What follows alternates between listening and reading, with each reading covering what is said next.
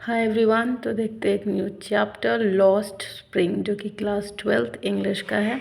ठीक है, तो एक बहुत इम्पॉर्टेंट चैप्टर है लॉस्ट स्प्रिंग, क्योंकि ये कहीं ना कहीं हमारी सोसाइटी के रियलिटी को दिखाता है। और ख़ास करके अगर हम बात करें अपनी कंट्री इंडिया की, तो ऐसे हालात जो कि ऑथर ने भी दिखाए हैं, ये आज भी मतलब 2024 में हम आ गए हैं, वे technologies are getting so high, फिर भी ऐसे प्रॉब्लम्स एग्जिस्ट करते हैं जो कि बहुत बुरी चीज़ है, जिस पे गवर्नमेंट को बहुत ज़्यादा फोकस करना चाहिए, because it's a necessity that a human being needs.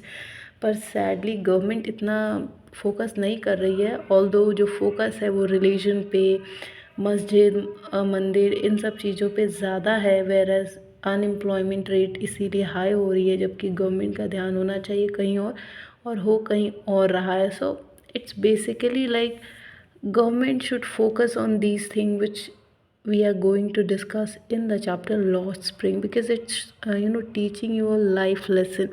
तो इसमें होता कुछ ऐसा है कि दो जगह हैं जिसके बारे में डिस्कस किया जाएगा और दो लड़के हैं जिसके बारे में डिस्कस किया जाएगा। तो ये लॉस्ट स्प्रिंग जो है बेसिकली दो लड़कों पे और दो जगहों पे बेस्ड है, और उसके अलावा जो भी सर्कमस्टांसेस वो फेस करेंगे। तो सबसे पहले बात करें तो एक जगह है सीमापुरी जो कि दिल्ली के पास है, दिल्ली से बाहर एरिया में, ठीक है, थोड़ी सी दूरी पे है। फिर एक जगह है फिरोज़ाबाद।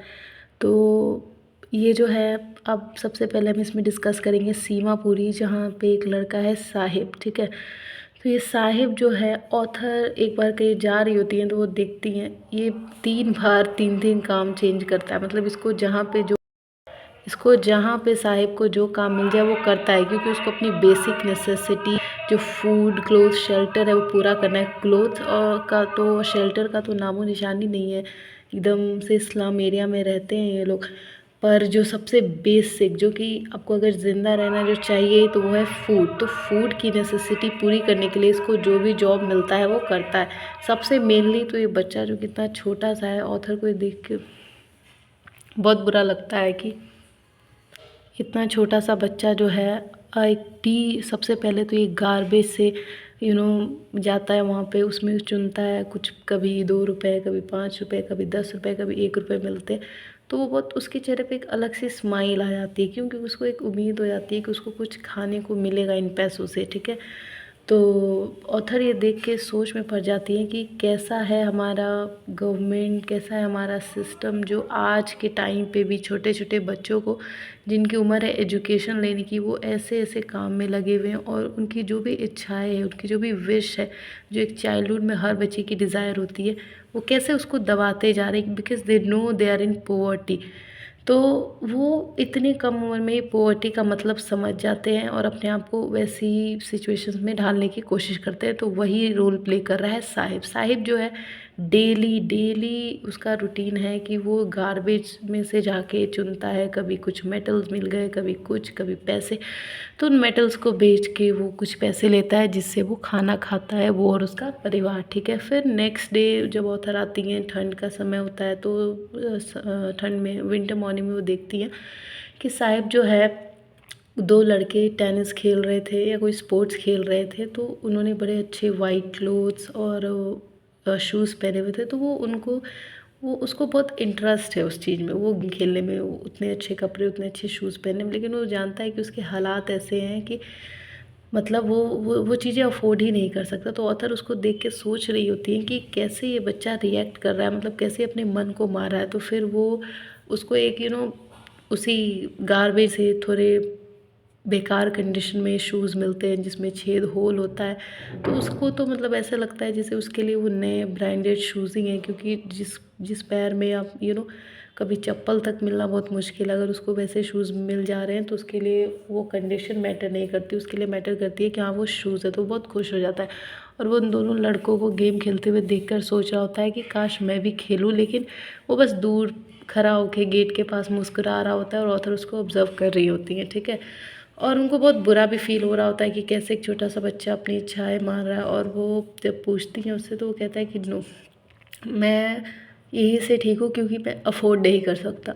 फिर नेक्स्ट डे जब ऑथर आती हैं, तो साहिब जो है वो एक टी स्टॉल पे काम कर रहा होता है, लेकिन अब यहाँ पे उसको एक चीज़ बहुत फील हो रही होती है कि उसका इंडिपेंडेंस कहीं ना कहीं छिन गया है। कहने का मतलब है वो जब गार्बेज में से कूड़ा वगैरह चुनता था, जहाँ से उसको कभी कभी पैसे भी मिल जाते थे, कभी 10 रुपये, कभी 1 रुपये, कभी 2 रुपये, और वो बिल्कुल फ्री था उसके आने का टाइम, मतलब उसके ऊपर कोई उसका बॉस नहीं था, कोई ओनर नहीं था, वो अपनी मर्ज़ी का मालिक था। लेकिन अब क्योंकि टी स्टॉल पे वो काम कर रहा है तो उसे ऐसा लग रहा है कि उसकी फ्रीडम छीन गई है। क्यों? क्योंकि उसका बॉस है जो उसे सैलरी देता है। तो टी स्टॉल पे साहिब को 800 रुपये पर डे मिलता है, ठीक है, और उससे उसकी लाइवलीहुड चल रही होती है। लेकिन उसको इस बात का बहुत दुख होता है कि अब कहीं ना कहीं वो उसको एक किसी के ऑर्डर्स फॉलो करने पड़ेंगे। अब वो बिल्कुल फ्री नहीं रहा, लेकिन अब उसकी कंडीशन ऐसी है तो उसको वो भी मंजूर है और वो काम कर रहा होता है।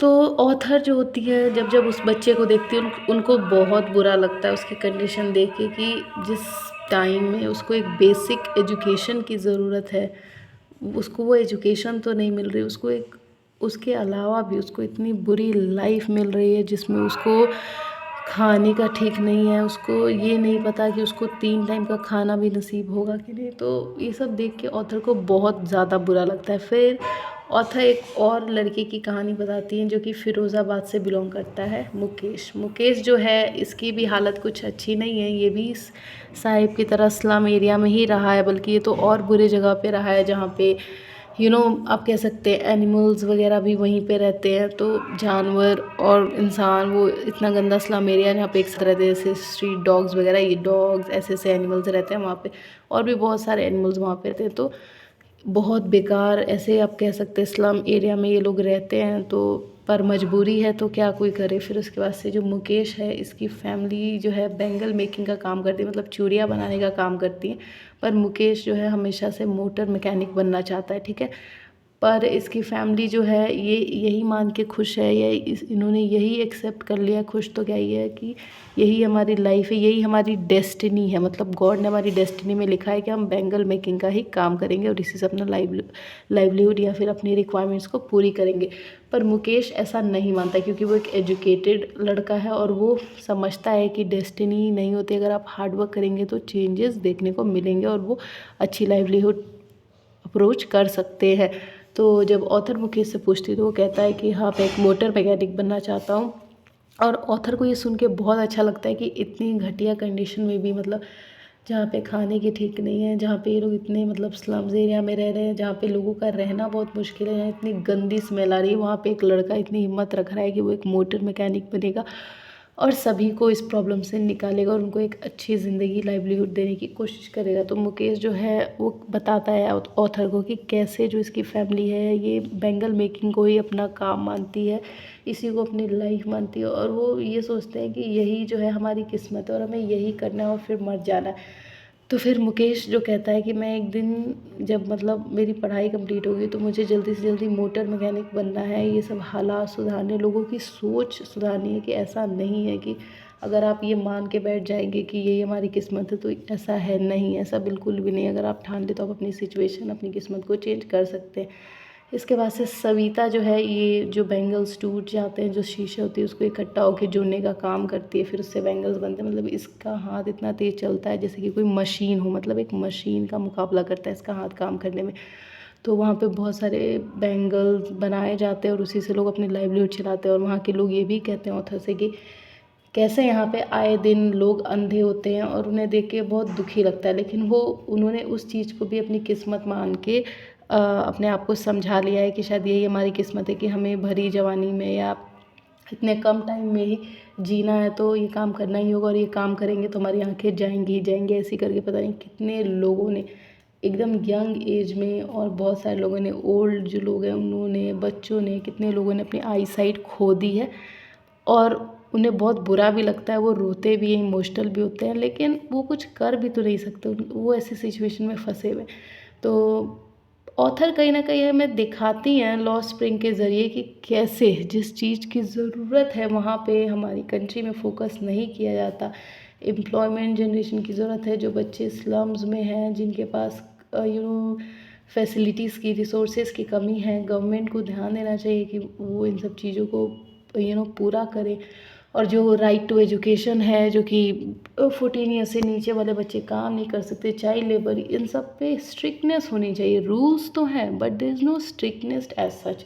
तो ये सब चीज़ें देखनी चाहिए सरकार को। और साहिब और मुकेश की कहानी जो है एक तरीके की इंस्पिरेशन है जो ऑथर हमें दिखाना चाहती हैं, और आप सीख सकते हैं बहुत कुछ। तो lost spring is also one of the best story that have taught you so many things, that how lack of resources make you understand the real meaning of poverty at such a younger age.